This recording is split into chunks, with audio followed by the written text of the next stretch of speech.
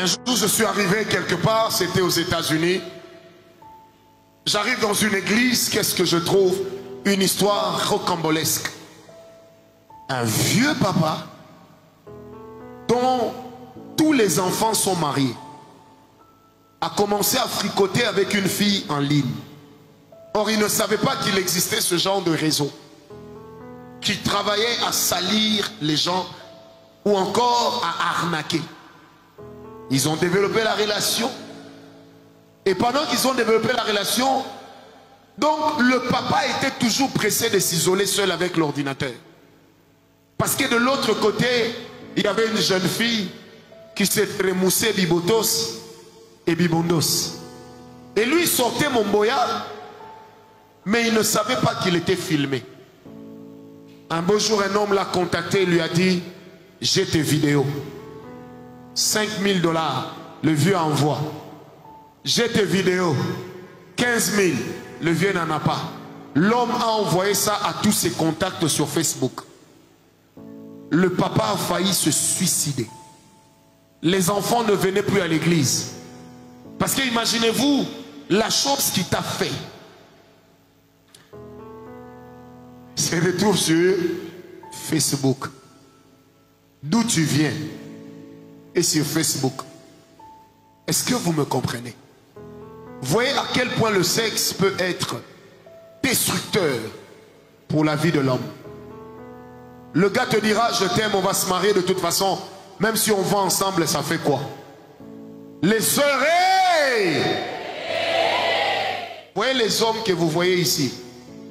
Il y a toujours un petit potentiel d'escroquerie en eux.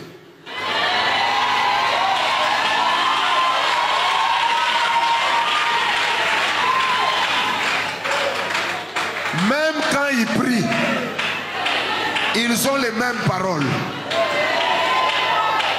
Il va te dire: va avec lui parce qu'il va t'épouser. Dès que tu lui as donné le jambonneau. Vous savez ce qui fait que l'homme ait envie de vite se marier, c'est quoi? C'est le fait qu'il veut découvrir le mystère caché. Quand vous allez dans un cinéma pour lequel on vous a déjà raconté tout le film, ça perd son goût, vrai ou faux? Mais quand vous allez au cinéma, qu'est-ce qui donne au film son goût? C'est quand vous êtes en train de suivre un film de Bruce Lee. Et puis tout de suite vous entendez là vous dites: hey, ça va finir comment? Oh, toi tu as déjà vu la fin. Après tu vas venir: je ne comprends pas, il ne veut pas m'épouser. La chose qui fait qu'il puisse vite te mettre à la maison, tu lui as déjà donné. C'est pourquoi aujourd'hui, même parmi les enfants de Dieu, on a des soirées de mariage où les mariés restent jusqu'à 5 heures. En fait, parce que c'est que nous, on veut leur prêter comme nuit de noces. En réalité, c'est la nuit de régularisation. En fait, c'est seulement cette nuit-là qui va leur permettre de faire boum tchaka boum boum officiellement. Mais la réalité, le gars a déjà mangé. Il a mangé quand c'était cuit. Il a même mangé quand c'était saignant. Et la taille que les plaquettes ont atteint, lui aussi a contribué à leur usage. Et quand toi-même tu lui dis: allons dormir, pardon, il te dit: et Télémi. Parce qu'il en connaît même la taille, elle en connaît la taille. Elle a tellement vu ça. Elle a même déjà chanté avec: allons seulement.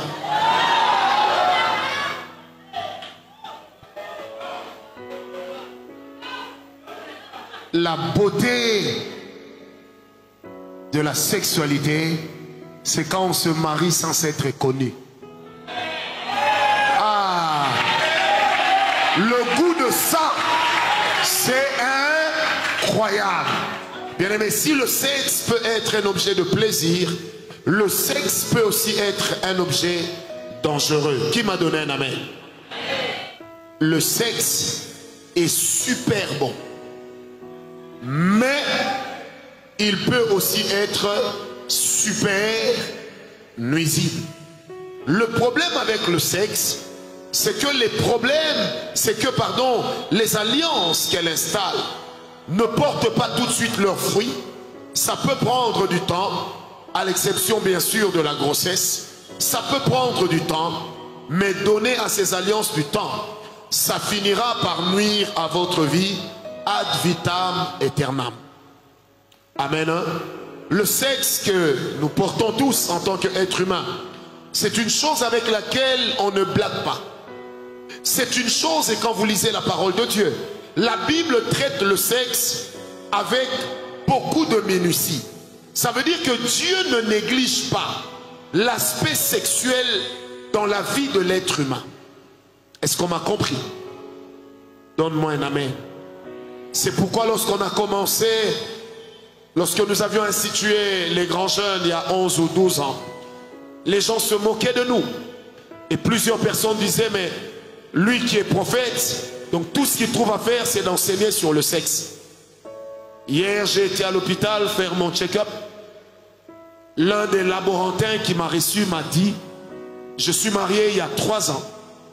Et c'est grâce à vos enseignements des grands jeunes que j'ai réussi dans le mariage. Elle m'a dit, le courage que vous aviez eu dès le départ de parler du sexe sans tabou m'a aidé. Il dit, même si les gens se moquent, même si les gens critiquent, mais moi j'en suis bénéficiaire. Bien aimé, le sexe, on ne blague pas avec. Le sexe peut amener bien des maladies. Le sexe peut entraîner bien de nuisances. Mais le sexe peut aussi ressouder un couple qui est en train de se diviser. Les mariés seront d'accord avec moi. Est-ce qu'il y a les mariés ici? Même si vous êtes d'accord, una tomboliche à la main, mikona monesha. Si vous êtes là, montrez-moi votre main. Vous savez, certains problèmes dans le sexe ne peuvent être réglés que par un bon cursus moutaroum. Ça veut dire que dans le mariage, on n'évoque pas tous les problèmes pour chercher à tout prix les causes. Certains problèmes, quand madame est fâchée ou quand monsieur est fâché, et qu'il ne te laisse pas l'espace de lui demander pardon. Bien-aimé, tant qu'il ou elle dort à tes côtés, et même si elle se déplace pour commencer à dormir au salon, il y a toujours moyen d'entrer dans son sommeil et de lui donner l'impression d'être MacGyver. Et en ce moment-là, quand le pied touche l'autre pied, c'est capable d'éveiller une sensation que seuls les mariés connaissent, aux heures que seuls les mariés comprennent. Est-ce que quelqu'un est avec moi? C'est comme ça que le sexe ou la sexualité, les rapports sexuels peuvent aider à restaurer le mariage. Vous savez, quand deux personnes parlent du divorce, la première des choses de laquelle elles commencent à se priver, c'est le sexe. Parce que si tu parles de divorce, pendant le processus de divorce, si tu manges, c'est possible de ne plus divorcer. Parce que le sexe a la capacité de mieux vous réconcilier qu'un juge du tribunal de paix. Et de trouver l'argument succulent qui va raviver des souvenirs qui vous permettront de récomposer ensemble. Mais là, je parle des mariés. Est-ce qu'on est avec moi? C'est pourquoi j'insiste pour dire que même Dieu, dans la parole, il traite le sexe avec beaucoup de sérieux. Parce que ce n'est pas par hasard que Dieu a donné à l'homme le sexe. Et Dieu, dans sa prescience, Dieu, dans sa grandeur, a créé l'homme et la femme de sorte que chez l'un, quand ça entre, chez l'autre, ça sort. Vous voulez que je vous fasse, je vous donne une image. Malheureusement, il n'y a pas de cahier de dessin. Dieu a créé l'homme. Partout où l'homme est plat, la femme le rencontre. Partout où la femme est entrée, l'homme sort. C'est clair? Ça te regarde. Ça devient de la mauvaise foi. Sinon, je sais que vous allez couper pour mettre sur tic-tic, c'est quoi? Est-ce que quelqu'un me comprend? Alors, si déjà nous partons d'une telle analyse du corps humain, vous allez comprendre déjà avec moi que l'homosexualité n'a pas de place dans la création.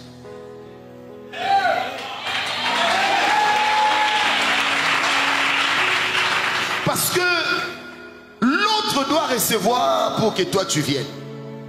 Mais quand toi tu commences à entrer là où les histoires doivent sortir, c'est grave.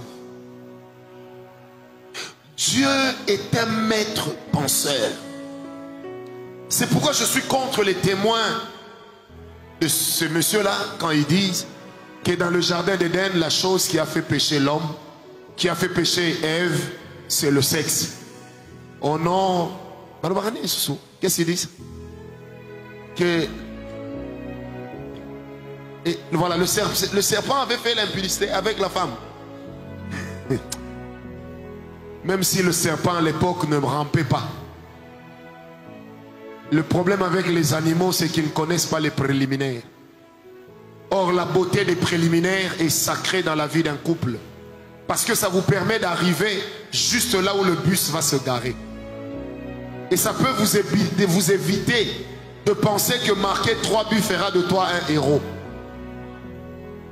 Parce que lorsqu'il y a des montées et des descentes, toi tu peux l'attendre dans la dernière montée. C'est pour les mariés. Amen, amen. Ne prends pas ta femme comme si tu étais en train de prendre une prostituée dans la rue. C'est rabaissant. Le sexe doit toujours être continuer à être respecté. Le sexe, bien-aimé, est considéré comme un objet de plaisir pour certains. Le sexe peut aussi être utilisé comme un objet de culte spirituel. Je répète, le sexe peut également être utilisé comme un objet de culte. Je reviendrai sur ça. Le sexe peut être utilisé comme un objet de satisfaction émotionnelle, sentimentale et physique. J'étais en train à un certain moment de suivre une famille. La fille était sortie avec son père. Et qu'est-ce qui s'est passé? Et comment cela est arrivé? Elle avait connu une crise émotionnelle tellement grave que quand son père l'a prise dans ses bras pour la consoler, la consolation est allée au-delà des bisous sur la joue. Et ils se sont retrouvés en train de conjuguer ensemble le verbe connaître. Amen. Et la fille dit, c'est arrivé comme accidentellement avec son papa. Et depuis, elle n'arrive plus à en sortir. Le danger avec le sexe, lorsqu'il vient pour vous satisfaire émotionnellement, c'est que des fois, vous ne pouvez pas ou vous ne pouvez plus être capable de comprendre quelle est la limite à ne pas franchir. Et retenez qu'il y a plusieurs filles, il y a plusieurs hommes qui ont perdu leur chasteté, qui ont perdu leur virginité à cause des émotions fortes. Amen. Tu es capable de coucher avec quelqu'un parce qu'il ou elle te montre qu'il ou elle t'aime trop. Tu es capable d'avoir des relations sexuelles avec une personne parce que tu te sens comme en perte de vitesse. Tu te sens comme étant devenu une personne non désirable. Et en ce moment-là, le sexe peut être une solution émotionnelle. Des femmes auxquelles on a volé leur virginité, on en a vu commencer à traiter leur propre organe sexuel avec dédain. J'étais en train de suivre avant-hier une image, une émission dans laquelle une jeune fille racontait ceci. Elle dit, depuis le jour où on m'a violée, je me suis juré de me venger de tous les hommes en leur donnant mon corps gratuitement. Oui. Psychologiquement, les gens ne réagissent pas tous de la même manière. Et c'est là que le sexe devient souvent l'alternative qui vient détruire. Ça va vous procurer une satisfaction momentanée, mais ça va amener une destruction à vie. Surtout les filles qui ont été, ou même les hommes d'ailleurs, qui ont été connus sexuellement ou qui ont connu sexuellement leurs membres de famille par la force ou par la voie de drague. Le jour où il ou elle réalise que c'est mon frère, c'est ma soeur, on ne devait pas en arriver là. La première des choses qu'on a tendance à détester, au-delà de la personne avec laquelle on est tombé, on a tendance à se détester soi-même. C'est comme ça que les blessures intérieures peuvent être extraordinaires dans les cœurs des personnes qui l'hébergent. Est-ce qu'on me comprend? Vous savez, des fois, les prostituées que nous rencontrons dans la rue ne sont pas toutes des folles. Si, certes, elles sont toutes possédées, mais la possession est arrivée par un cheminement. Partie d'un acte de viol, partie d'un acte d'inceste, à un certain moment, on perd soi-même la beauté de ce qu'on porte. Or, le sexe est un instrument de noblesse. Qui m'a donné un amen? Un de mes professeurs qui est mort me disait toujours: un grand homme ne descend pas sa culotte devant toutes les femmes, et une grande femme ne lève pas sa jupe devant tous les hommes et n'importe où. En fait, quand une femme, même quand elle parle français comme Vercingétorix, si déjà elle accepte que tu ailles avec dans une maison inachevée, dans un coin de la forêt, ça veut dire qu'elle n'a déjà pas le respect de sa personne. Elle n'a pas le sens de la dignité et de l'honneur. Un homme qui te prend comme s'il était en train de calculer l'angle d'un mur qu'on appelle l'équerre, où il est en train de te dire: fais ceci, fais cela, comme si vous étiez dans un acte de gymnastique. C'est déjà quelqu'un qui ne se respecte pas et qui ne te respecte pas. Amen. Est-ce qu'on me comprend? Parce que le sexe peut rabaisser quelqu'un. Le sexe doit être traité avec honneur et respect. Qui m'a donné un amen? Alors j'aimerais vous poser une question. Quand tu sors avec quelqu'un, quand vous filmez, c'est quoi le but? Ou qu'on répondrait, Yves, répondez-moi. C'est quoi le but? Toi-même, tu tiens ton sexe. Et puis tu lui dis là-bas: regarde-moi. Tu ne sais même pas. Elle est avec qui? Et puis tu prends mon boya entre tes mains. Et tu... Je sais pas. Vous savez, je pense que les smartphones ont amené un peu la sorcellerie. Et vous savez ce qui est bête, hein? Tu n'as même pas touché, mais tu as craché le venin. Il faut laisser le venin sortir que dans deux situations. Parce qu'il a rencontré sa tanière, ou alors parce que accidentellement c'est sorti la nuit pour te montrer que tu fonctionnes. Mais tu ne peux pas cracher le venin comme ça devant la caméra. Et puis tu m'as vu. Regarde.